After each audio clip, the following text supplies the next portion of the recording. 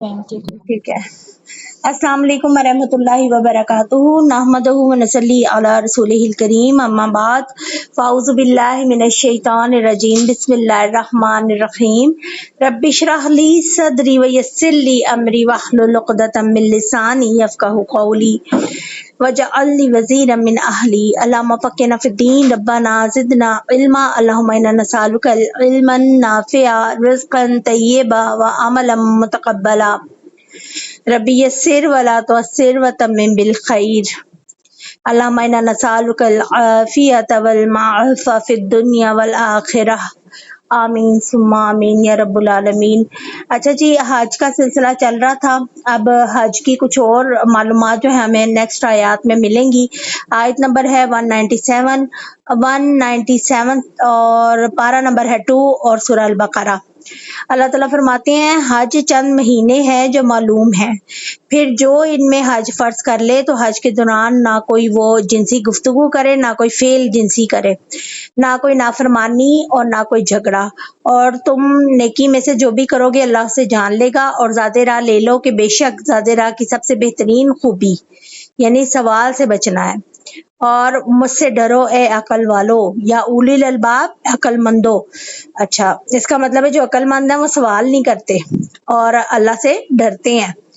अच्छा जी, अब इसमें आपको जो बातें मालूम हुई हैं इस आयत में, वो सबसे पहली बात है कि अल हज शुरू मालूमात, यानी उम्रा तो साल में आप किसी वक्त भी कर सकते हैं, मगर हज जो है ना वो मुकर्रर वक्त में किया जाता है। और हज के महीने जो अल्लाह ताला ने बताए हैं, बुखारी की हदीस के मुताबिक जो हमें इल्म होता है, इब्ने अब्बास से ये हदीस है कि शवाल, ज़िलकद और ज़िलहज के 10 दिन जो है ना ये आपके पास हज के दिन है, जिसमें हज का इरादा करते हैं, हज के एहराम बांधते हैं। और आपको बताऊं कि फ्लाइट्स भी जो है ना शवाल से स्टार्ट हो जाती हैं आज के दौर में। अब इससे मालूम होता है कि हज का एहराम जो है ना हज के महीनों के अलावा दूसरे महीनों में नहीं बांधा जा सकता। और सुन्नत आप सल्लल्लाहु अलैहि वसल्लम से भी यही है कि हज का एहराम हज के महीनों में बांधा जाए। यानी आपने देखा होगा कि अक्सर जो लोग भी जाते हैं वो शवाल से जब फ्लाइट स्टार्ट हो जाती हैं तो फिर उनके लिए ये सहूलत है, जब वो हज तमत्तो करें तो अपने होटल से वो उस वक्त फिर हज के दिन ही होते हैं हज का एहराम बांध सकते हैं। ठीक हो गया। अब अल्लाह ताला ने जो कहा है कि फमन फरदा फिहिन्नल हज, यानी हज को अपने आप पर फर्ज करना क्या है? हज का फर्ज करना ये है कि नियत करें, एहराम बांधे और जबान से मुकम्मल तलबिया पढ़े। तलबिया आप सबको आ जाता होगा, जैसे लब्बैक बिल हज, फिर उसके बाद हम कहेंगे लब्बैक अल्लाहुम्मा लब्बैक ला शरीका लक लब्बैक इन्नल हम्दा वन निअमता लक वल मुल्क ला शरीका लक। ये तलबिया आपने मुकम्मल एक बार पढ़ना है, ठीक, और एहराम बांधना है। और ये आप जब होटल से बांधेंगे तब भी आपके ऊपर है कि आपने ये एक बार पूरा तलबिया पढ़ना है। और दूसरा, जब आप हज तमत्तो कर रहे हैं तो फिर जब आप उम्रे के लिए एहराम एयरपोर्ट से बांधेंगे, और पाकिस्तान से ही हम लोग जाएंगे ना, तो इसलिए मैं पाकिस्तान का ही आपको बता रही हूँ। अदर कंट्रीज से भी जब आए, अगर आप बाय एरोप्लेन आ रहे हैं तो फिर आप बाय एयर में यही कुछ करेंगे जो इस वक्त मैं आपको बता रही हूँ कि आप फिर एयरपोर्ट पे एहराम बांध के और आप उम्रे की नियत करेंगे और लब्बैक भी पढ़ेंगे। ठीक हो गया। और उसके बाद जब आपका वो मिकात आएगा ना, मिकात कहते हैं जहाँ से शुरू हो जाता है, यानी आप नियत कर लें, मिकात उसको बोलते हैं कि जहाँ से हज वो हदूद हरम शुरू हो जाती हैं। जैसे जो जद्दा में जब आप जाते हैं जद्दा एयरपोर्ट पे तो रास्ते में आते हैं ये 4 मकामात हैं। तो इंशाल्लाह ताला ये 4 मैं आपको टाइप करके ना भेज दूंगी इंशाल्लाह ताला। जैसे यमन से यलमलम है और इस तरह से और भी सिमतों से दूसरे हैं, ठीक है। वो 4 आपको मिकात जो है ना वो मैं इंशाल्लाह ताला सेंड कर दूंगी। अब ये देख लें, इसमें फला रफसा फला फसूका वला जिदाल फिल हज, यानी हज में ये सब बातें हराम है। रफसा का मतलब होता है असल में जिनसी गुफ्तगू, जिनसी फेल करना, जमा, और इससे वो तमाम चीजें मुराद है, बोसो किनार भी, जिससे जमा की जो है ना वो इंसान में ख्वाहिश पैदा हो। तो हमने मियाँ बीवी वाली सारी बातें जो है ना वो हराम हो जाती हैं। ज़ाहिर बात है ये सारी गुफ्तगू तो मियाँ बीवी से ही होती है ना एक दूसरे की आपस में। अब फिर फसूका का मतलब है कि नाफरमानी, यानी हर किस्म का गुनाह, और जदाल से मुराद है हर किस्म का लड़ाई झगड़ा। तो اللہ کے نبی صلی اللہ علیہ وسلم نے فرمایا جس نے اس گھر کا حج کیا یعنی بیت اللہ کا اور دوران حج میں رفث فسوق نہیں کیا وہ اس دن کی طرح گناہوں سے پاک لوٹے گا جس طرح اس کی ماں نے اسے جنا تھا. ٹھیک ہے. اب یہ بھی بات آپ یاد رکھیں کہ جو بات جتنی دیر آپ احرام میں حج کریں گے نا تب تک آپ نہیں. اب یہ ہے کہ آپ اگر 1.25 مہینے 1.5 مہینے کے لیے گئے ہیں یہاں یہ مسئلہ سمجھ لیں یا آپ 15-20 دن کے لیے گئے ہیں تو آپ پہ پابندی جو ہے نا ساری احرام کی اسی وقت تک ہے جب تک آپ نے احرام پہنا ہے حج کا پہنا ہے یا پھر آپ نے عمرے کا پہنا ہے.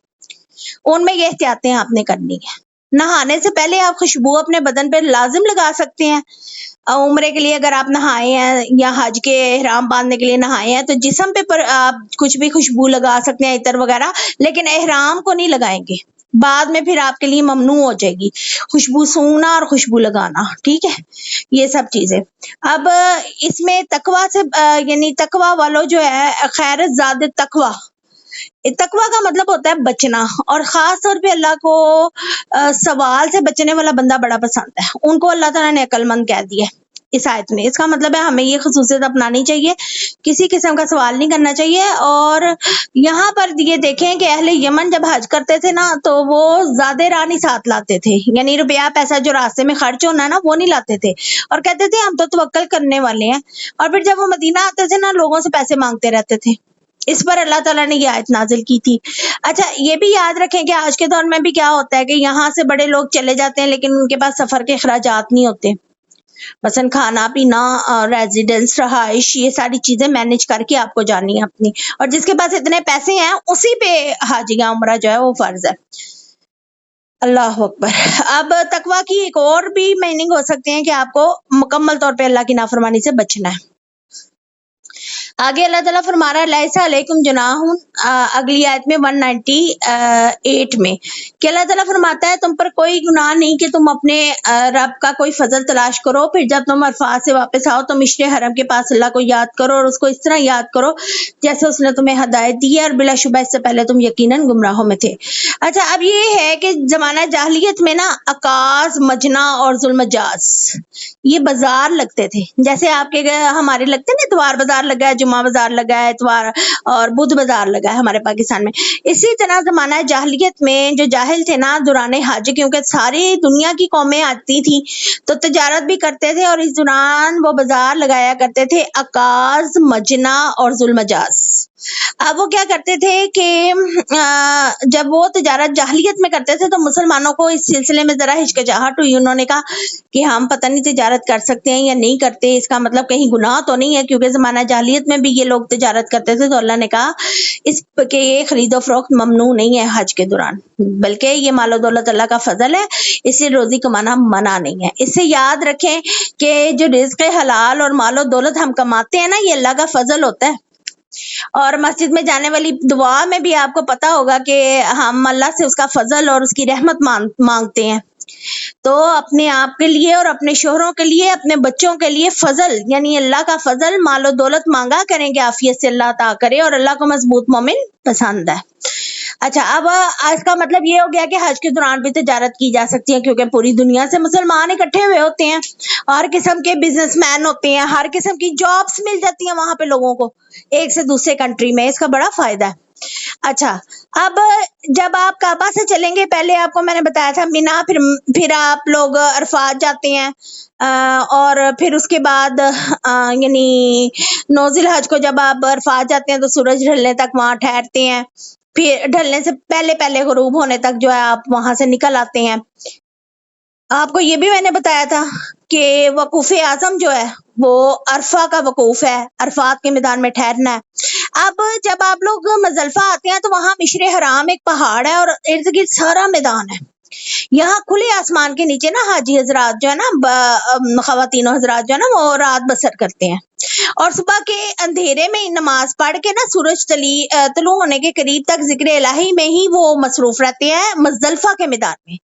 ہم لوگ جیسے یہاں پر شب قدر میں اور دوسری راتوں میں اہتمام کرتے ہیں نا عبادت کا تو مزدلفہ کی رات میں بھی عبادت کا اہتمام کرنا ہے. अब समझ आ गई हज का मतलब क्या और हज कैसे है। फिर जैसे सूरज तुलू होने से पहले पहले मिना निकल जाना मिना की तरफ। अब मिना में आपको मैंने बताया था कि आपने जमरात जो है वो वहां पर बड़े जमरात को आपने कंकरियां मारनी है और कंकरियां भी आपने यहाँ से मुजल्फा से इकट्ठी करनी है। और मिश्र हराम पहाड़ जो है ना उसके ऊपर चढ़ना जरूरी नहीं है, क्योंकि हम खवातीन भी कई तो इतने माशाल्लाह एक्टिव होते हैं, जवानी में हज करते हैं। मैंने देखा था हमसे भी ज्यादा कई इतने तंदुरुस्त और सेहतमंद थे, वो पहाड़ पे चढ़े हुए थे मिश्र हराम पे। लेकिन उसके करीब आपने, यानी कि जरूरी नहीं है कि आप पहाड़ के ऊपर चढ़े, पहाड़ के करीब पूरा मैदान जो है ना वो मुजल्फा का है। आप जहाँ कहीं भी आपको जगह मिले रेस्ट करें और दुआएं करें, ठीक हो गया। और ये हदूद हरम में है, इसलिए अल्लाह ताला ने इसको मिश्र हराम यानी इसके साथ हराम का लफ्ज यानी हुर्मत इसकी कायम की है। हुर्मत दो वजह से होती है ना, मैंने आपको ये भी बताया होगा, एक इज्जत की वजह से होती है और एक उसके कई चीजों की गलत नुकसानात की वजह से हुर्मत कायम कर दी जाती है और कईयों की इज्जत की वजह से हुर्मत कायम की जाती है। ये आपको फर्क मालूम होना चाहिए। फिर आगे अल्लाह ताला कहती हैं आयत नंबर 199 में कि फिर इस जगह से वापस आ जाओ जहां से सब लोग वापस आए और अल्लाह से बख्शिश मांगो, बेशक अल्लाह बेहद बख्शने वाला और निहायत रहम करने वाला है। अच्छा, अब यहाँ पर जो है ना अरफात का मैदान जो है ना वो हदूद हरम से बाहर है, ठीक। और दौरान हज जो है ना तमाम लोग वहां जाते थे दौरे जहलियत में, मगर कुरैश जो थे ना वो मुजल्फा से आगे नहीं रहते थे, कहते थे हम तो हदूद हरम में ही रहेंगे।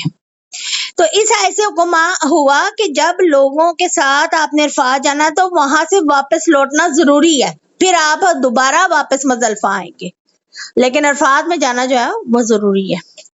अब आगे चलते हैं। अल्लाह ताला कहते हैं कि आयत नंबर 200 में, फिर जब तुम अपने हज के अहकाम पूरे कर लो तो अल्लाह को याद करो अपने बाप दादा को तुम्हारे याद करने की तरह, बल्कि इससे बढ़कर, यानी जिस तरह आप अपने अब्बू अम्मी को अपने बड़ों के कारनामे याद करते हैं ना, साढ़े दादाजी इतने अमीर सी, इतना हम कमाते थे, हमारी इतनी जमीनें थी, ऐसे होता है।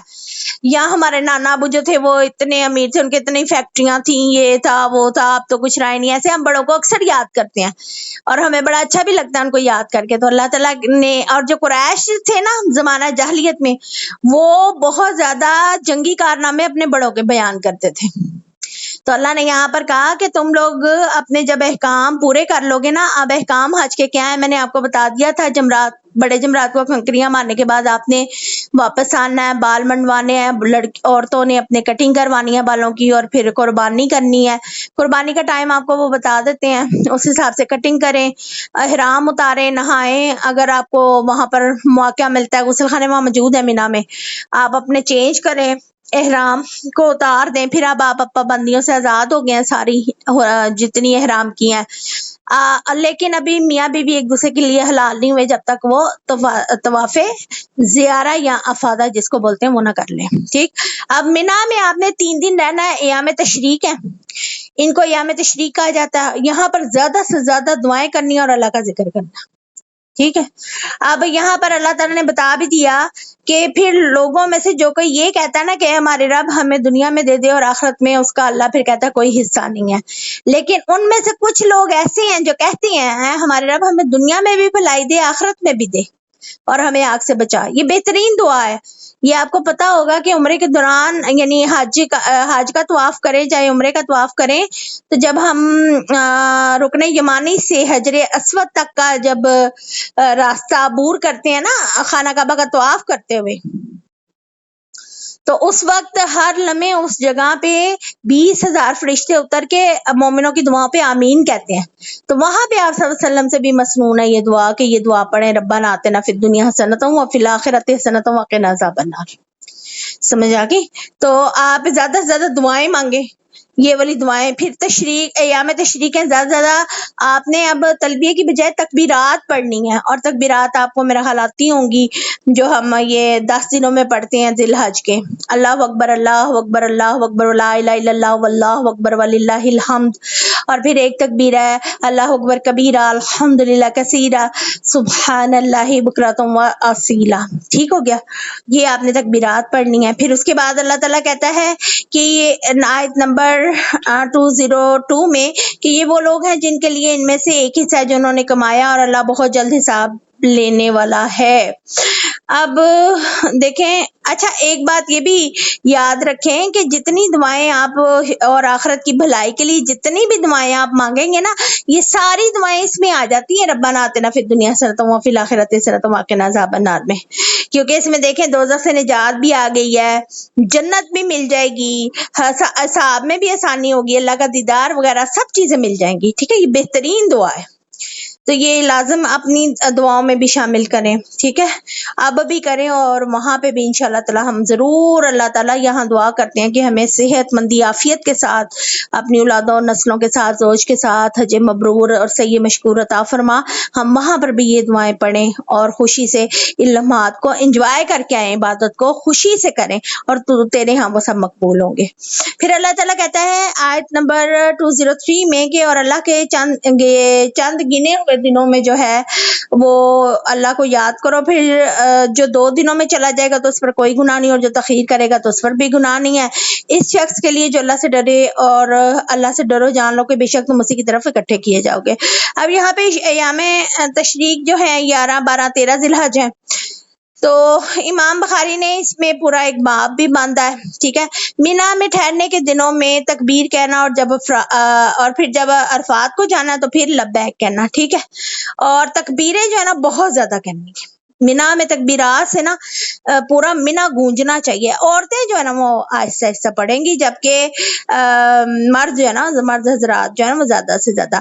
اچھا اس سے یہ بھی پتہ چلتا ہے کہ عرفہ کی صبح سے لے کر 13 ذی الحج کے سورج غروب ہونے کے وقت تک نا یہ وقت ہے، اور یہ قربانی کے دن بھی ہے، اور اس میں روزہ رکھنا منع ہے، یہ جو پیچھے میں نے آپ کو کہا تھا نا کہ 3 روزے رکھنے ہیں اور 10 اگر قربانی نہیں ہے، اور 7 گھر آ کے واپس رکھنے ہیں، وہ ان دنوں میں روزے نہیں رکھنے ہیں، حج کے باقی دنوں میں آپ رکھ سکتے ہیں، ٹھیک ہے، جتنی دیر آپ وہاں ہیں۔ پھر اس کے بعد حدود حرم میں تو اس کے علاوہ یہ ہے کہ کھانے پینے اور اللہ کے ذکر کرنے کے یہ دن ہے، کیونکہ ان دنوں میں ہم جو ہے وہ قربانی کرتے ہیں، اور پھر اس کے ساتھ ساتھ ہم جو ہے وہ تکبیرات بھی بیان کرتے ہیں اللہ تعالیٰ کی، تو یہ کھانے پینے کے اور خوش ہونے کے اور انجوائے کرنے کے دن سمجھ لیں، ٹھیک ہو گیا۔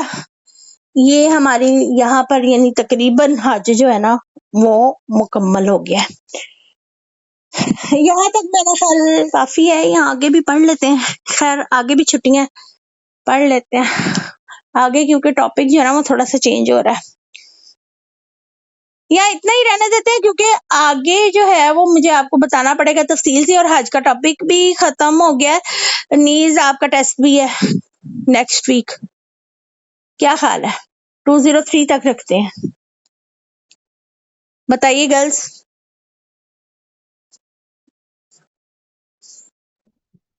ٹھیک ہے میم، اتنا رکھ دوں۔ ہے نا 203 تک رکھتے ہیں انشاءاللہ تعالیٰ، نیکسٹ ویک جو ہے، کیونکہ اس میں آگے جو آ رہا ہے نا اس کو ذرا مجھے تفصیل سے پہلے اس کا بیک گراؤنڈ سمجھانا پڑے گا، پھر اس کے بعد آپ لوگ ان آیات کو سمجھیں گے، اس میں نا ذرا منافقات کے بارے میں بتایا جا رہا ہے، ٹھیک ہے، چلیں جی، اگر کوئی اور کوشچن ہے آج کے لیسن سے ریلیٹڈ تو آپ ضرور پوچھ سکتے ہیں۔